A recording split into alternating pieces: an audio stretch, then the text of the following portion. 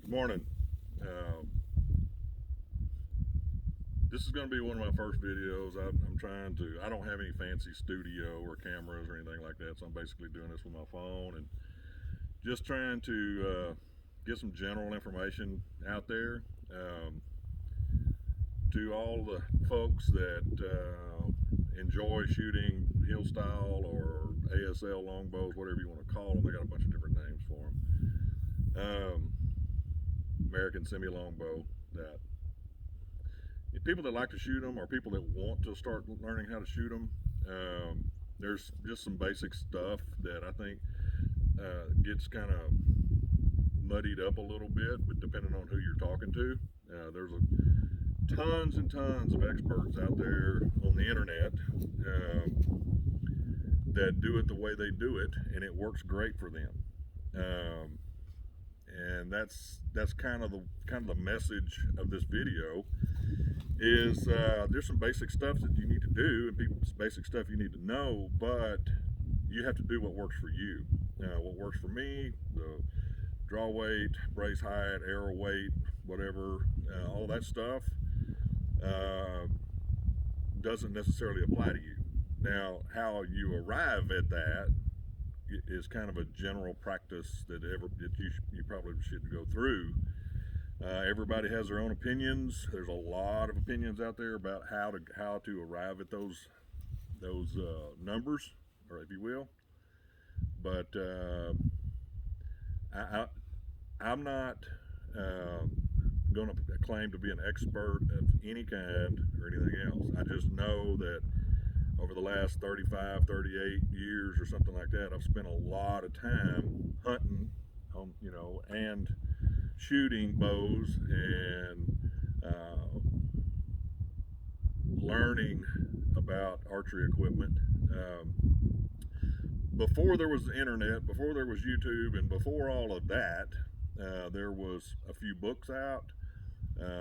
Back in, I forget, in the 80s sometime there was a traditional bow hunter magazine and a couple of those. Primitive Archer, there was a couple of magazines that had some articles in them and stuff like that. You actually had to read them and then go uh, try to put together something based off what information you could scratch up. Either that, if you were lucky enough to live next door to Howard Hill and he liked you, he might show you how to shoot a bow. Outside of that, it was pretty much an individual learning experience, if you will. Now, with the internet, obviously, and YouTube and all these other options, information is readily available. I will say that sometimes um, too much information may be counterproductive as to what you're trying to do. If you hear someone say, if you're shooting a 50-pound bow and your draw length is 28 inches, you need an arrow this long, spined this way, with this weight point, this length feathers, and everything will be great. If somebody tells you that, I would proceed with caution. Number one, it may not work for you, and you're throwing your money away doing that. If anybody tells you that traditional archery equipment and everything that goes along with it is cheaper or cheap, not necessarily true, depending on how anal you are about how your arrow flies. If you want perfect arrow flight, you want a good bowstring, and you want a good bow. Some of these bows range from $500 to $1,500, just depending on who you get to build it for you. Um, you know, this bow is the Northern Mist Classic. I bought it secondhand from a guy. Whatever reason, he didn't shoot it much, didn't like it, whatever. I don't know. I don't care. I love it. I bought it, built a string for it. First time I took it hunting, killed a hog with it. Just a great bow. I have, like I said, 35, 40 years experience with these things, with longbows, recurves, and bow hunting in general. I've there's a lot of people out there, for some reason, this has gotten to be a trend a little bit, I think. More and more people are picking up the hill style bows and shooting them and hunting with them. My first bow was a bow similar to this that was built in the 60s. It was a lemon wood bow, and didn't have an arrow shelf on it. It just had a little leather bump on the side for you to ride your arrow on. Could I ever shoot it very accurately? No. just the arrow selection. We didn't have arrows laying around everywhere. You had to shoot whatever arrows you had, so it was a little bit tough to get it to shoot correctly. So all that said, it's going to kind of lead me into just a general, my opinion. Like I said, I'm not an expert, but I do have quite a bit of experience. And some other people may have some differences of opinion. I mean, some other people may think that what I'm saying is completely wrong. And if they're entitled to their opinion, I don't care. It's up to you. But I want to talk about arrows first. Arrows are either your friend or your worst enemy. What I would suggest for people just getting started, and some people that may have been shooting for a while and still having a little bit of trouble with their arrow flight, it's not flying right or whatever, I would buy some arrows. This is a 55-pound bow. It's 55 pounds at 30 inches. That's my draw length. That's what I shoot. Brace height, all that kind of stuff. I'll talk about that in a minute. But this 55-pound bow, I shoot pretty heavily spined arrows just because of my longer draw length. I would get some arrows that are 5-10 pounds over whatever if you got a 50-pound bow at 28 inches, I would get some 55, 65s or something like that. Whether it's wood, aluminum, carbon, whatever it is you want to shoot, and start there. The key, no matter which medium you use, wood, aluminum, carbon, whatever, if you're just getting started, buy fletched arrows or fletch them yourself, whatever, doesn't matter, right wing, left wing, none of that matters. I would leave the arrows full length just to start. I would get up within 25, 30 feet of a target, 5 yards, 10 yards, somewhere really close. Put a small target, a little piece of tape or something on your hay bale or whatever it is you shoot at. And I would spend quite a bit of time drawing your bow, getting to your anchor point, whatever it is. Some people shoot 3 fingers under, some people shoot split fingers, whatever. But find your anchor point, what's comfortable for you, and shoot your bow. Don't stand there and shoot 200 arrows. Shoot 5, 10, 12 times, whatever. Go put it down, go do something else. Come back to it later, the next day even. Walk up there 5, 6, 7, 8, 10 yards, whatever it is, but really close, and concentrate on your drawing, your bow arm, your bow hand. Concentrate on trying to do the same thing over and over again. The biggest problem I see, I have 5 kids and 4 grandkids, and some of them shoot bows, some of them don't. I've got a lot of friends that shoot bows, some of them don't. But the biggest thing I see happening with people with any kind of a bow, a traditional bow, is they don't consistently hold their head in the same way every time. Sometimes they pull it back to here, or they're anticipating a shot and they just kind of pull it back and let it go. You have to develop a shot process. I know you've probably heard that before from other people, but it's a real thing. Now, when you're hunting, your shot process should be ingrained in your shooting, so you don't think about that. You're actually looking at the spot on the animal that you're trying to shoot, and everything else just kind of happens naturally. But I would spend a lot of time up close with full-length arrows. You're not going to be able to tell, with feathers on them anyway, you're not going to be able to tell a lot of about terrible arrow flight at 20 feet. It happens too fast. Now, for all the people that are going to say, no, you need to tune your arrows, great. Yes, I highly suggest that. And there's tons and tons of videos out there about how to tune your arrows to your bow. Okay, I don't want, the whole cutting it off a little bit at a time and reshooting it, bare shaft tuning, and all that kind of stuff. I've done it. I do it sometimes. Sometimes I don't. Just depends on how I feel. If I want to just play around and see how good I can make it do, well, I do that sometimes. I am certainly not suggesting that you take a full-length arrow out of the box and put it in your quiver and go hunting. I'm not suggesting that at all. No, don't misunderstand me. You want your bow shooting the arrow as good as you can possibly get it, because I think that everyone knows that an arrow that is flying true, when it hits the target, penetrates more, it does more damage than an arrow flying through the air like this and hitting the target sideways. Your penetration goes way down, your accuracy goes way down. So don't misunderstand me. I'm not saying just take stock arrows and go out and go hunting.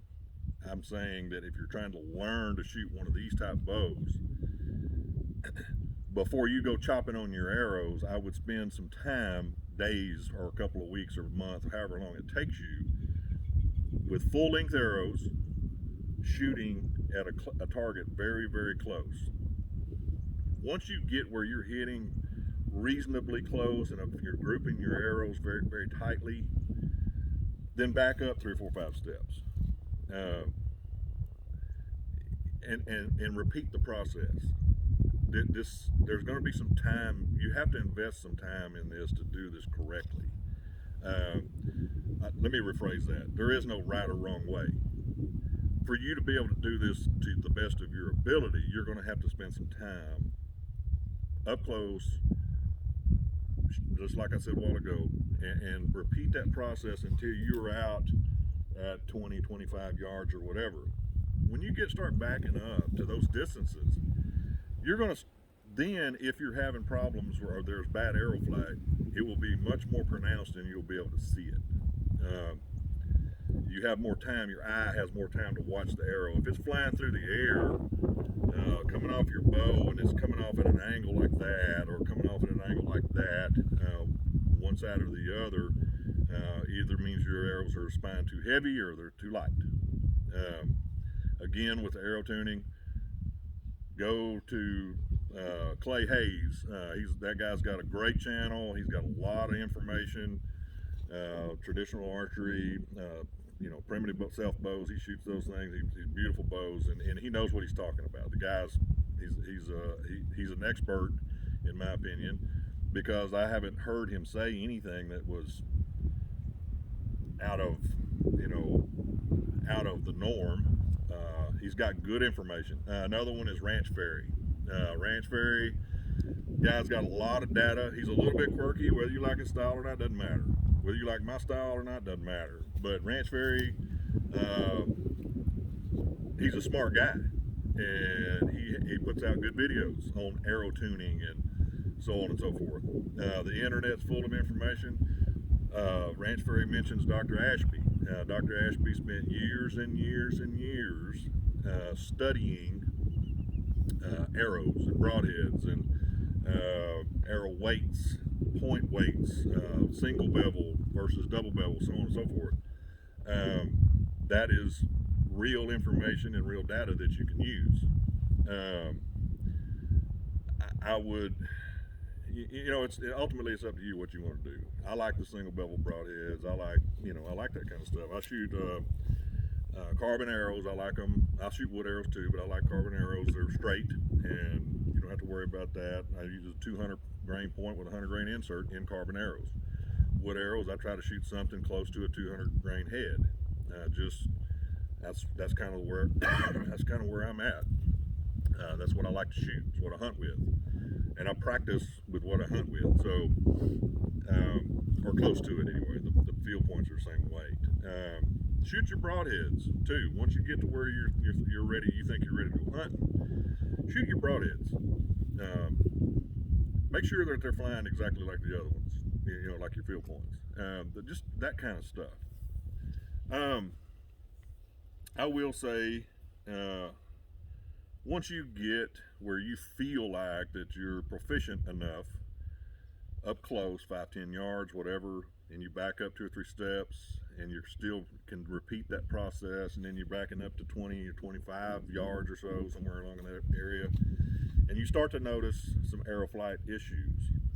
Then you can tackle that as a separate issue. Most important thing is getting your bow shooting where it feels right and it sounds right. Now, let me talk about that for a minute. What I mean by feeling right, these type longbows, there's a lot of people out there.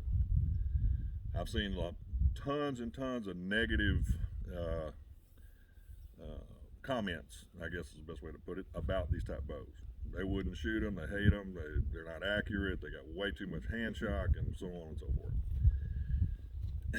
I can tell you that if you don't grip this bow properly when you shoot it, and you don't have the proper weight and spine of an arrow in this bow, it's going to be a poor experience for you. It's not going to feel right. It's going to be, there's going to be recoil of the bow and so on and so forth. Some of these things can be changed by changing your brace height. Okay, these bows are not made to shoot with 8, 9 inch brace height. They're just not. Some guys I've seen shoot real low brace height, 5, 6 inches. Just depending on the bow. All these bows, whoever makes, Steve Teray makes these Northern Mist bows, and all the guys that are bowyers, the professionals that actually build bows, have a recommendation, between 6 1/4 and 6 3/4 inches. Okay, I picked up a tip a long time ago. Steve Teray told me, said, Tim, just start at the top end of the recommendation, and work your way down until the arrow flight starts getting out of whack, and then go backwards, go up a little bit until you find that sweet spot in your bow. And I believe him, and it works. I mean, it's that is a suggestion. I would start higher at the higher end of it and work your way down until your arrow flight starts getting unmanageable, and then go back up a little bit, and you'll be fine. Length of the bow certainly makes a difference. I have a longer draw length, 29.5, 30 inches, depending on what day I'm shooting or what bow it is. So kind of a rule of thumb, or if you will, not really a rule of thumb, but just as kind of as a guide, somebody with a longer draw length like myself, a 60-inch bow like this is not going to be as comfortable to shoot for me. Can I shoot it? Yeah, probably. Do I want to shoot it? Not necessarily, because it's just, you start getting into finger pinch and all that kind of stuff, and it just doesn't feel right. The longer bows, it's super smooth. There's no finger pinch or anything like that, so it's fun to shoot it. Strings. Big debate. I see it all the time. I see people commenting online and forums and stuff like that about strings. I make my own strings. I've been making them for a long time, and I go back and forth between the fast flight materials, Dyna Flight 97 and all that, and B50 and B55. I've got spools and spools and spools of that stuff.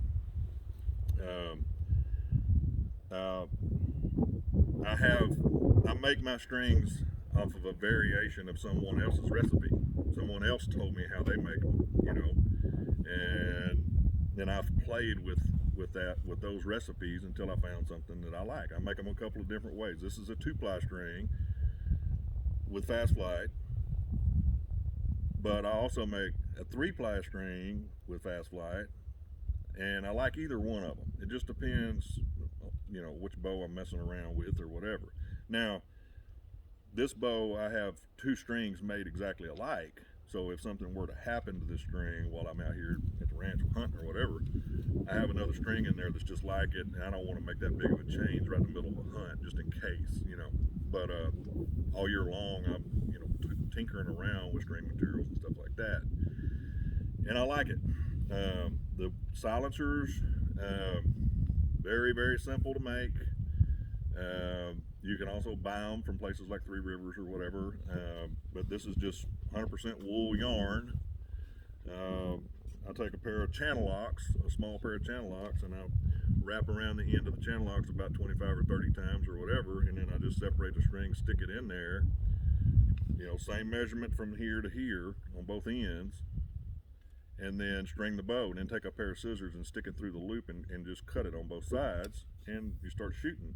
It works great, and you can make about, I don't know, 500 silencers out of a roll of wool yarn. I mean, it's but you do whatever you want to. Some people like the cat whiskers and all that, or whatever. You know, whatever you like. To that, I want to make another comment. When you're starting off with longbows, whether it's a reflex deflex, whether it's a you know, a hybrid, whatever you want to call it, an ASL bow,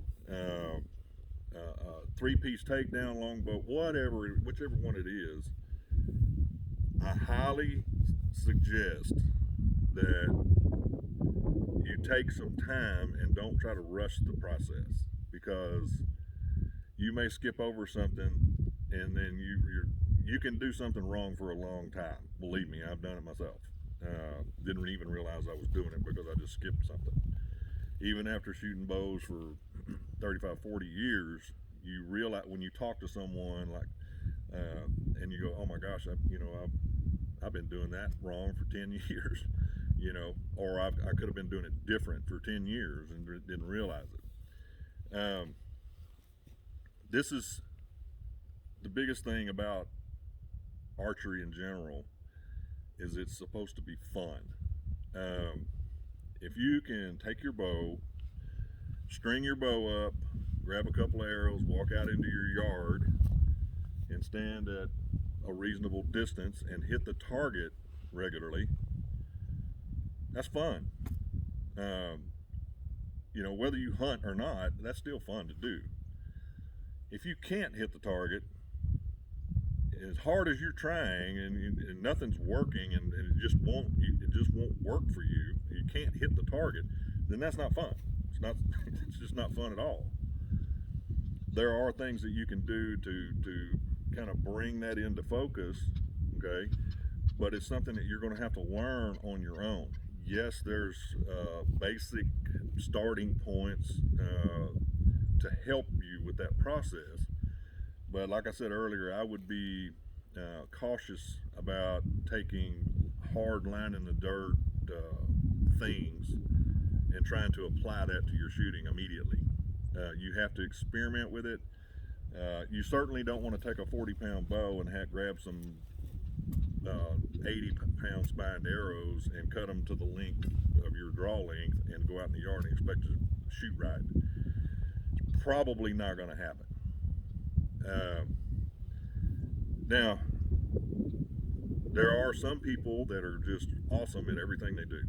They pick up a bow, some arrows, and a tab and walk out in the yard right out of the box and hit the target every single time. If you're that guy or you're that lady, congratulations, and I'm happy for you. If you're like me and you have to work on things and you have to work at it to get good at it, then you can, this video is for you. If you have any questions about specific stuff like arrow tuning or arrow materials, how I make my strings, stuff like that, just leave a comment down below and I'll try to address them. I'm not a professional YouTuber, obviously. I'm not endorsed by anybody. Nobody pays me nothing, obviously, because my acting skills are zero and my editing skills are zero. So I just want, I'm just a regular bow hunter, and I do read, I do listen, I do look, I do pay attention, and at the start of the video, I was talking about there's a lot of professionals out there. Not meaning anything bad by that, but you can't necessarily take everything as a fact whenever somebody sounds authoritative whenever they're talking. I would take it slow. I would take your time. If something's not working that day, put it down, think about it, ask some questions, ask some people. Again, you can probably send Ranch Fairy or Clay Hayes or any of those people like that. There's another guy, Jason Sankoviak, the Wilderness Podcast guy. The guy's he's got tons and tons of videos with all kinds of good information. And I think there's several more. Now I want to talk about bow weight. This bow is 55 pounds at my draw length, 30 inches, somewhere along in there, 55, 56 pounds.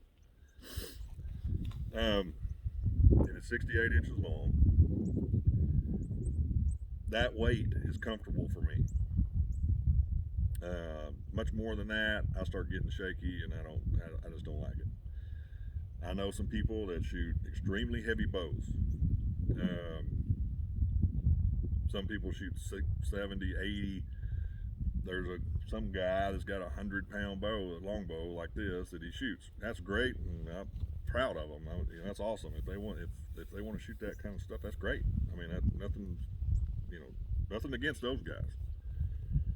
Me personally, if you're getting started before you go spend the money to buy a bow like this, I would try your best to go shoot some bows at a Bass Pro Shops or something, and try a couple of different weights where it feels like you're not overly straining yourself to pull the bow and to shoot it.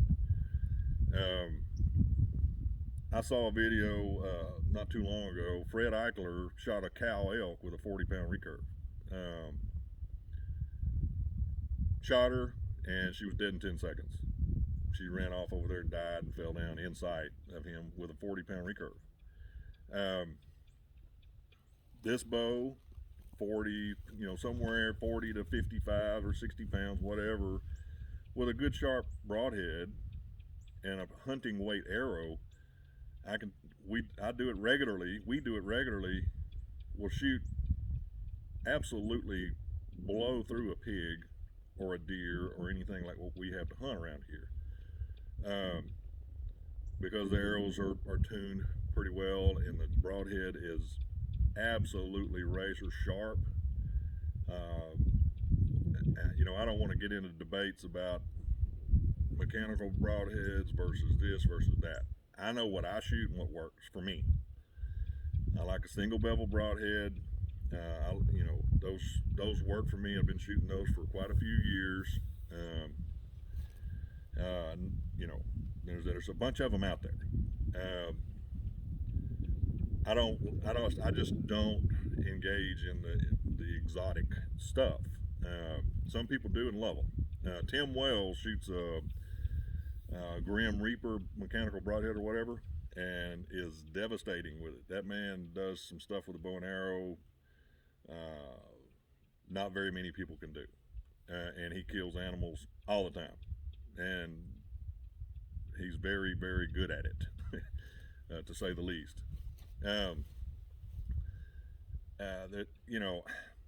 What you can shoot accurately and what your arrow does when it gets there are all personal things to you, and you should try to keep it. I try to keep it simple.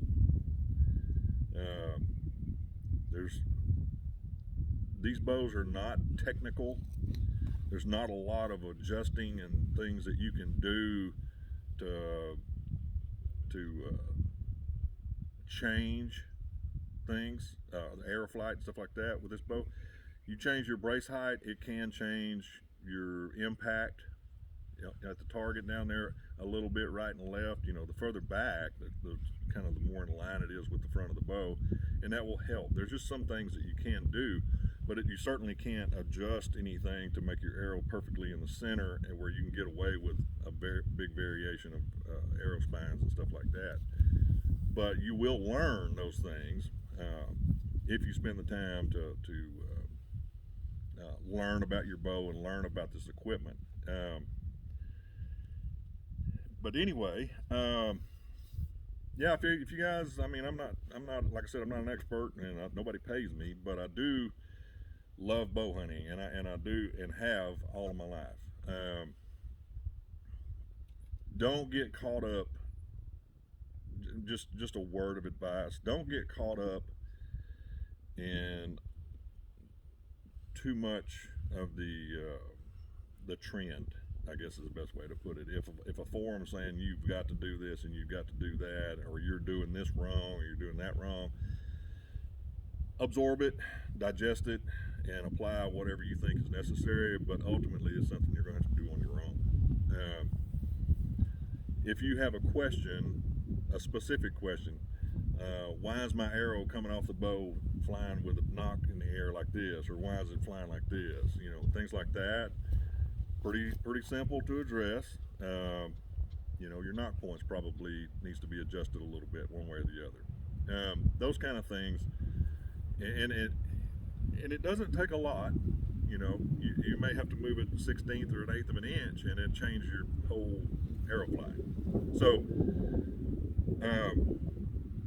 got questions like that, I'll be happy to talk to you about it or answer if I can or whatever. If I can't answer your question, I'll be happy to refer you to someone that can, or come closer to answering your question. Like I say, go to Clay Hayes' site, his page or whatever. The Ranch Fairy guy's got a lot of information, lots of information, and he's right. So, you know, it does pay to listen to folks like that. Like I said, a Jason Sankoviak guy. I have talked to Steve Teray many times on the phone. He's building me a bow right now, a takedown bow, just like this, but takedown. If you visit with him, he's just as friendly as he can be, and he's a nice guy, and he's also extremely knowledgeable about longbows in general. Talk to him, call him up, order a bow from him, because you won't go wrong doing that. And I've got a bunch of different bows. I've got Howard Hill Cheetahs, and I just bought a bow from a guy used. It's a St. Patrick Lakes longbow. I kind of got a thing for these bows, and like I said, I don't claim to be an expert with these bows, but I certainly kill animals with them regularly. So take that for what it's worth. Some people tell you have to shoot 3 fingers under. Some people say you have to shoot with a split finger with a tab. If they tell you have to do something, like I said, take it, digest it, think about it, and then you make up your own mind what you want to do, and then stick with it. Because if you're going back and forth, you're never going to be really consistent, and that's the key to all of this, is being consistent.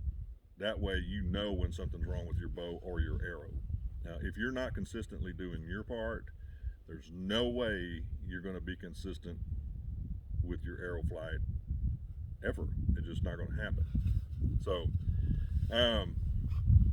I just wanted to put out a little video and kind of address some of these things. Take it for what it's worth. I'm going to try to, I'm not going to do like tons and tons of videos, I don't think.